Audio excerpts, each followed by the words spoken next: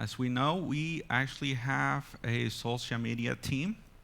And now I would also like to welcome our Facebook viewers, our YouTube viewers. Welcome to our Sunday morning service here at the Temple of the Living God. Now, today's quote is by an unknown writer, but I thought it was fantastic and it's short.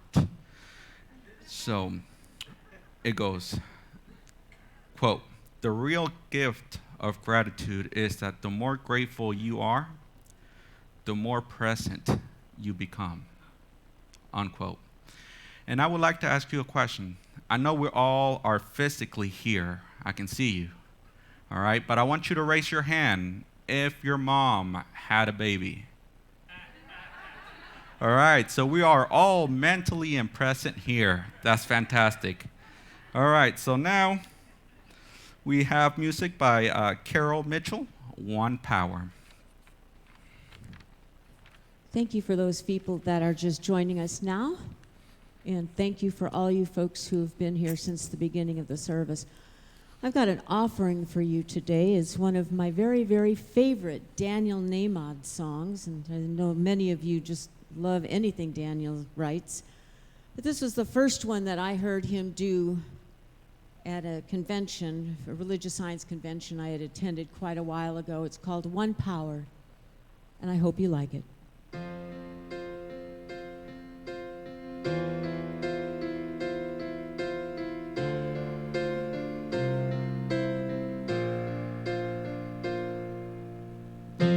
One power, one power, one power. There's one power, indivisible, and you can see it everywhere and every day. There's one power, indescribable, but you speak of it with every word you say. Mysterious until you know the truth. It's as simple as the love inside of you. Call it God, call it Spirit, call it Jesus, call it Lord, call it Buddha, Baha'u'llah, angel's wings or heaven's door, but whatever name you give it, it's all one power, can't you see? It's the power of the love in you and me. One power, one power, one power.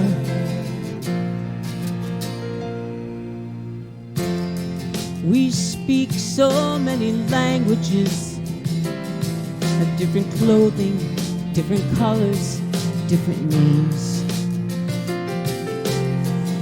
But different is only dangerous when we forget that in the heart we're all the same.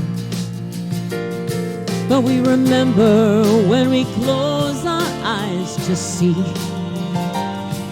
those differences were never meant to be.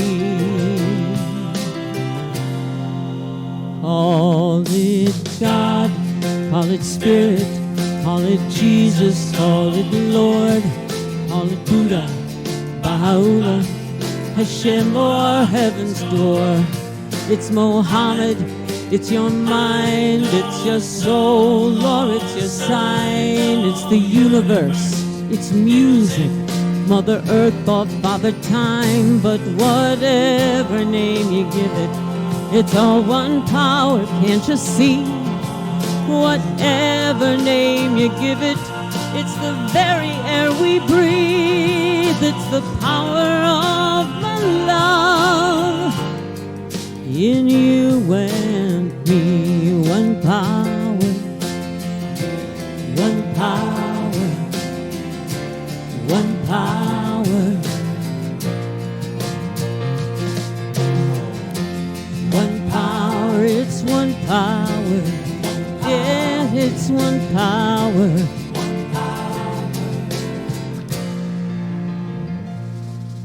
the moment of creation. It's an everlasting peace. It's the freedom of forgiveness. And it's the sweetness of release. It's the joy of inspiration. It's the sunlight on your face. It's the birthright of all nations. It's the boundlessness of space. It's the beauty of a baby, the serenity of sleep. It's the anger we abandon, 'cause it's love that's most deep. It's one power.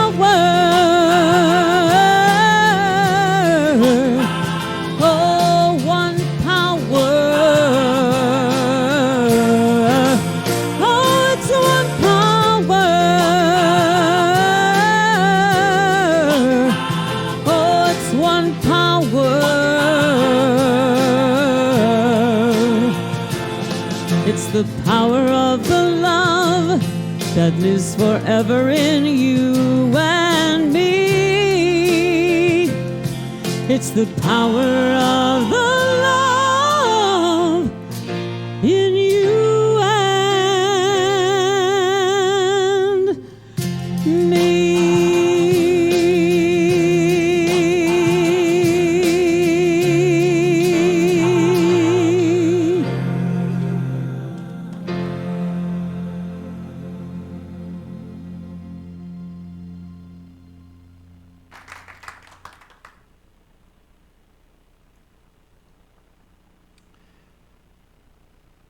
Good morning, everyone.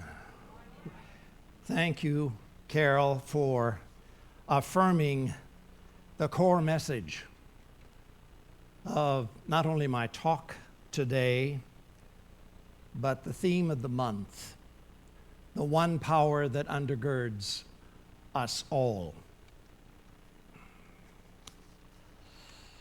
I would like to share a small piece of humor this morning, and I invite you to experience something of what the message might be as you take it in. A while back, I read a story of a visiting pastor who attended a men's breakfast in the middle of a rural farming area of our country. The group had asked an older farmer, decked out in his bib-overalls, to say grace for the morning breakfast. "Lord, I hate buttermilk," he began. The visiting pastor opened one eye to glance at the farmer and wondered where this was going. Farmer loudly proclaimed, "Lord, you know also that I hate lard." Now the pastor was growing concerned. Where is this going? Without missing a beat, the farmer continued, "And Lord, you know I don't much care for raw white flour either." The pastor once again opened his eye and then the other eye around the room and saw that he wasn't the only one wondering what was happening. Then the farmer added, "But Lord, when you mix them all together and bake them, I do love warm, fresh biscuits. So, Lord, when things come up that we don't like and life gets hard, when we don't understand what you're saying to us, help us just relax and wait until you're done mixing. It will probably be better than biscuits. Amen."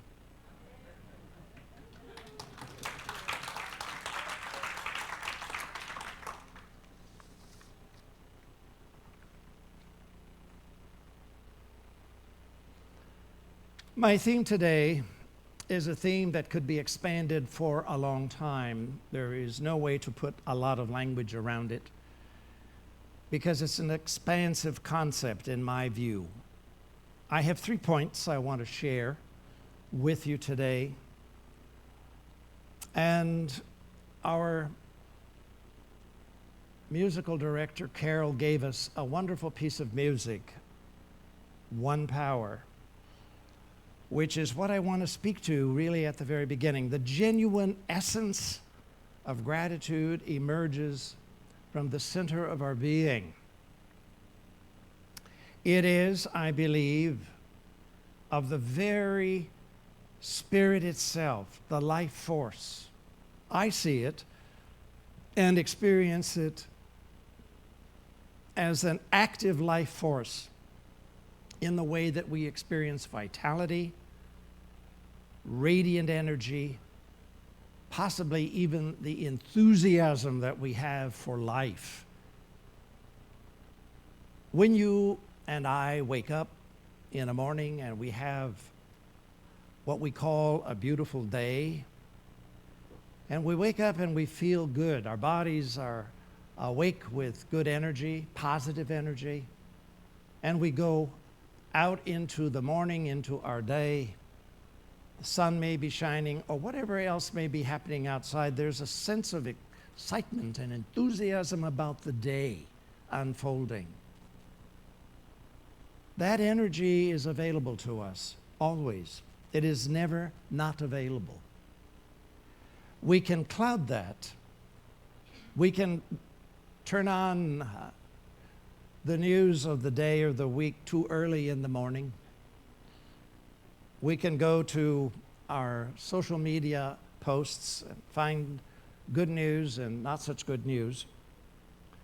But the message of life is always around us. It is ongoing, unfolding everywhere we are, and we have to remember that.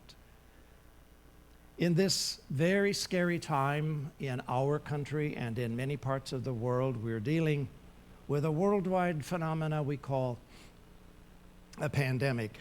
Our generation has never known this, so it is new for us. And all of us have a new experience in the way we engage with it and the way in which we deal with it. But I invite you to remember that the force of God is within you, within me, and it is within every member of your family, your children, your parents, your grandparents, your friends, your neighbors, and so on. Everywhere, the same life force is flowing through everyone. Obviously, our medical people have discovered that this virus is highly contagious, so we have to be mindful of where we go and how we behave socially, in community, and even among our friends and family. And of course, we're learning how to do that. Some of us do a better job, and some don't. But my invitation is to always respect the life force, because the virus cannot take root in us if we're positive and radiant. Now, that doesn't mean we can't be exposed. I certainly don't wish to imply that. But what I do wish to imply is that you and I have a responsibility to live in a world with strength and with the conviction that we know. You know, I was in the hospital a couple of years ago, actually 2 years ago this week, and was diagnosed at that time with kidney failure. And one of the medical doctors standing around my bed in the hospital said to me, "Well, you know your age," and I put my hand up and I said, "Don't go down that path, please." And he shut up very quickly, didn't say another word. And another man who also was a medical doctor said, "Well, you know, you have some options." And I said, "Yes, what are they?" And I began to hear them. I discovered that I would need to have dialysis as a part of my recovery. I know what that is. Everybody knows about it if you have done any study of medical issues for people. It was unfamiliar to me and my family. No one in the family had this experience, but obviously that was going to be my experience, and it is still my experience. My medical people tell me I'm doing well. I'm grateful. If you don't think I'm grateful, you need to look again. I am profoundly grateful, because it could be a very different option. And what I have learned about this is that the presence of God is available to me every day, every single day. not just one day of the week or when I pray. It is there all the time. And I invite it and I act on that to the best of my ability. Am I perfect? No, of course not. Nor do I make any such claim. But I would invite you, when you get scared and you think, oh my goodness, what could happen to me? Realize that the presence of life is available to you wherever you are. It doesn't matter where you are. Of course we have to be careful. Of course, of course, of course, of course. What's so difficult about that? You know, here in America, we pride ourselves on being fiercely independent. We're not really alone in that regard, but we like to think that what we think and how we act is really, really, really important. Well, it is, but we need to act with responsibility, don't we? To and with other men, other women, and other children. And so we have to be mindful that we don't live in the world alone. When we, secondly, now, acknowledge ourselves and another being in a way in which this force is blessing us, we experience appreciation, what we call gratitude. Now, we can give appreciation to another man, to another woman. We can say thank you. Sometimes there are very significant gifts that come into our life, favors, a wonderful and very specific experience, and so on and so on. I could go on with a very long list. And all of these can be really rewarding in their own way. But the experience is only a part of what happens. Because when we are honoring another man, when we are honoring another woman, we are honoring the being that they are, not just what they have done. When someone gives you a gift, it isn't the gift that's important. Yes, we can say, yes, the gift is important. And in many ways, in a worldly sense, mental, emotional, physical, spiritual sense, we can say, yes, it's important. But it's the presence of that man, that woman, that soul that has honored us in that moment with their own life force. And whatever their token is, whatever the gift is, that's additional.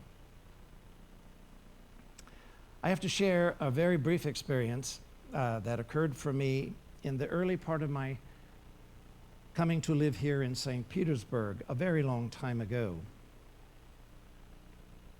I was in the very early part of the ministry. We just celebrated our 60th anniversary, so you know how long ago that is. In the first year, I had significant plans to go back to finish my undergraduate degree. And it was known because I had been discussing it and talking about it among friends and members and so on.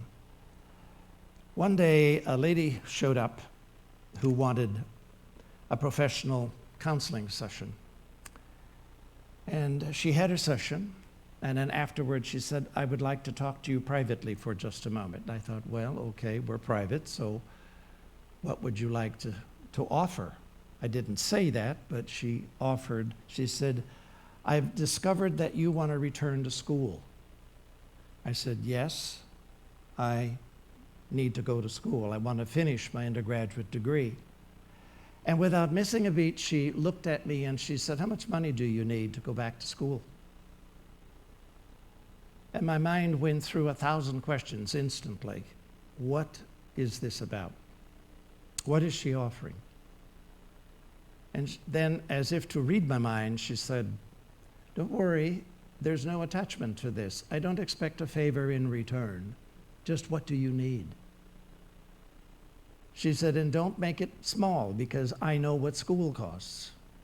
She was then a lady, I would say in her 60s, I would guess. She said, next Sunday I'm going to bring you a check. Tell me what you need. All week long I went up and down and I thought, this is not going to happen. This lady is not going to, she was a figment of my imagination. I really didn't have this conversation. Guess who was in doubt? yours truly. I was young in my understanding of the way Spirit works, in the way I was to be blessed. That Sunday, she showed up. She walked in, she opened her purse, handed me a check. And the amount written on the check was $5,000. Now, at that time in my life, 5,000 was about as much as $1 million. I was lucky if I had $5 in my pocket at any one particular time, let alone enough money to go on my way through school. And she said to me as she gave me the check, "You do not owe me anything." She said, "This is a gift from Spirit through me to you. And all I ask you to do is that at some time in your life, as you become successful in your life, that you pass this gift on to some other person." That was the extension of the gift. I have done that. And I say with great gratitude that that enabled me to finish my school at that particular time, so that I know that it was part of the larger plan of my life. Did I say thank you? Of course. Did I send her a note? Yes. And I saw her a few times afterwards. She would always check in to find out how I was doing in school. And then one day she came in to the ministry and she said, "I'm leaving. I'm going back home." And that meant she was moving back north to be with members of her own family, and I have not ever seen her again. But that was the gift of Spirit at that time. And so in my heart, over the years, that woman remains as a source of inspiration to me. I still see her in my mind. I still see her image, not just the gift, but the quality of energy that she extended from her soul to a man she didn't really know. And there were no inner, outer strings attached, period. She left it up to me to honor the agreement, and I am grateful that I've been able to do that.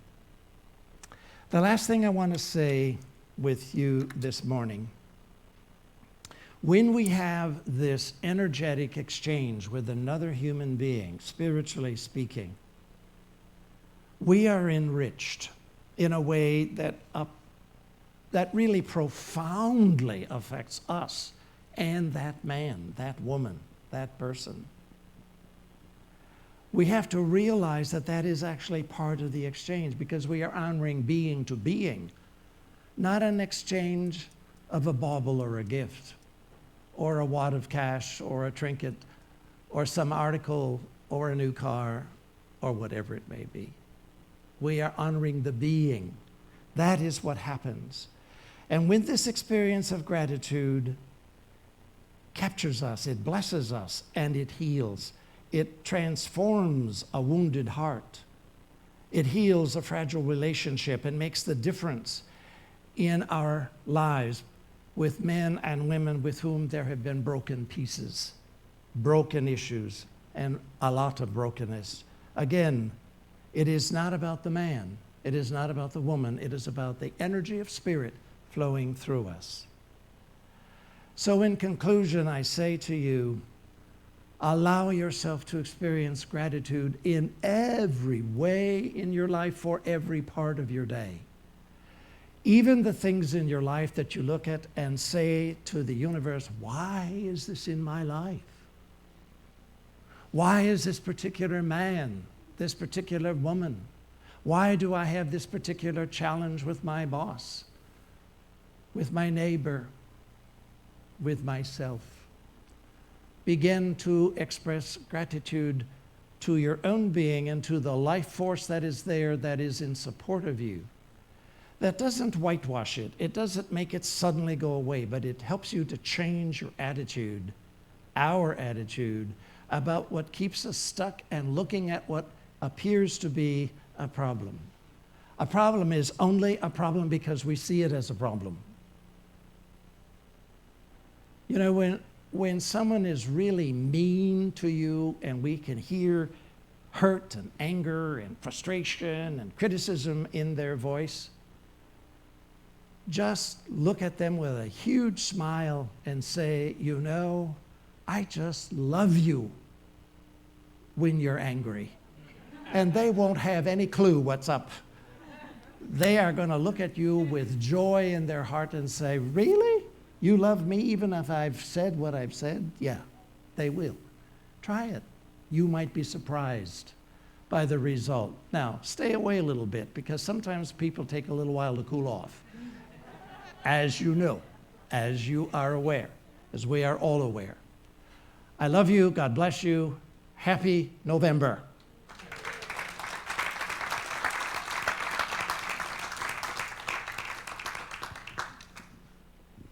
Thank you, Reverend Zemke. That was wonderful. Wasn't that a really wonderful message today? That really was. There are a couple of things I'd like to say before we sing our final song, or before I sing our final song, and you'll take the words to be your own. First of all, there are 2 cards on one of the cases where the jewelry is, one of the jewelry cases, and these cards are for our wonderful friend Marie, who's going to be leaving in just a few days. And if there's something that you would like to say to her, please write it down on the card. She's going to take these cards with her. And from what I understand, there are already 2 full cards, and we had to put a couple more cards out there. So if you had not had a chance to, send Marie off with a wonderful message of love, or how much you appreciate her, or something she's done for you in the past, please take that opportunity to do today. And one other thing I'd like to mention, when I get through singing this last song, please don't go anywhere. We've got one more piece of business to take care of before we leave today, but it will be after the song I'm going to sing. The song I'm going to sing today is in honor of the Gratitude Month, and it's called I Am So Blessed. So go ahead and take these words to be your own, or sing them softly in your mask. I am so blessed. I am so blessed. I am so grateful for all that I have. I am so blessed. I am so blessed. I am so grateful. I am so blessed. I am so blessed. I am so blessed. I am so grateful for all that I have. I am so blessed. I am so blessed. I am so grateful. I am so blessed. I am so blessed. I am so blessed. I am so grateful for all that I have. I am so blessed. I am so blessed. I am so grateful. I am so blessed. I am so blessed. I am so blessed. I am so grateful for all that I have. I am so blessed. I am so blessed. I am so grateful. I am so blessed. I am so blessed. I am so blessed. I am so grateful for all that I have. I am so blessed. I am so blessed. I am so grateful. I am so blessed. I am so blessed. I am so blessed. I am so blessed. I'm grateful for all I have. I am so blessed. I am so blessed. I am so grateful. I am so blessed. I am so blessed. I am so blessed. I am so grateful for all that I have. I am so blessed. I am so blessed. I am so grateful. I am so blessed. I am so grateful. I am so blessed. I am so grateful. I am so blessed.